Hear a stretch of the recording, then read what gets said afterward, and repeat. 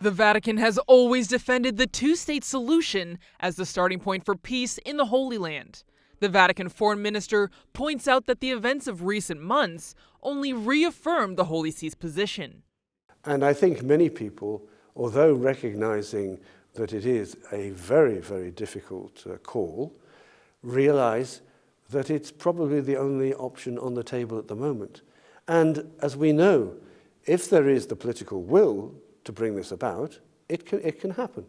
Now that's a big, big call, and we know that. But this situation is so grave, what we have already witnessed is so terrible, that we need to do something like this.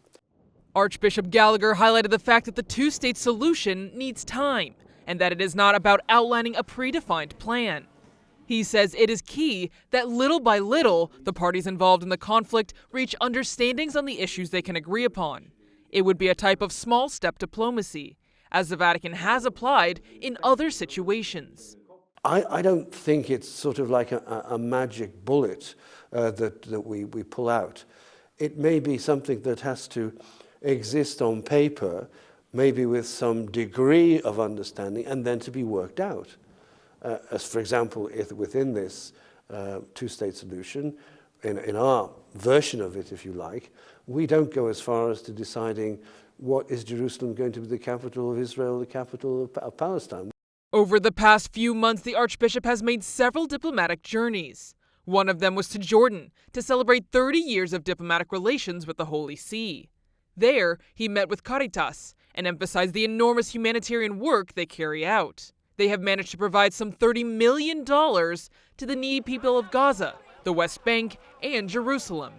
Speaking about Ukraine, Archbishop Gallagher reiterated the Vatican's position of working to end the violence. The position of the Holy See is quite clear, and the Holy Father has expressed this on numerous occasions, that the Holy See does not wish and will actively work to avoid any escalation of this war.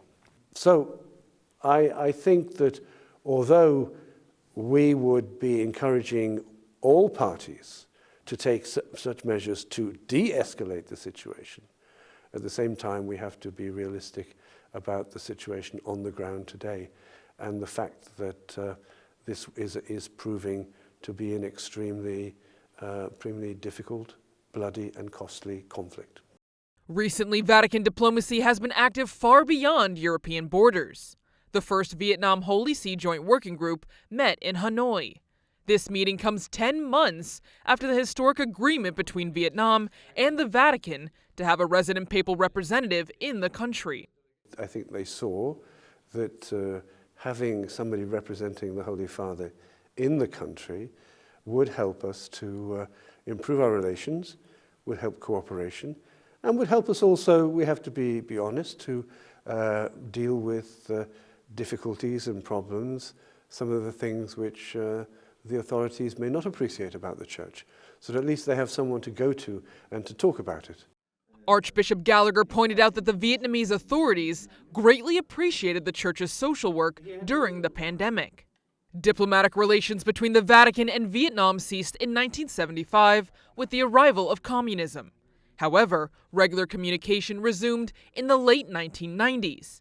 And now, this joint working group is dedicating its efforts to improving these bilateral relations.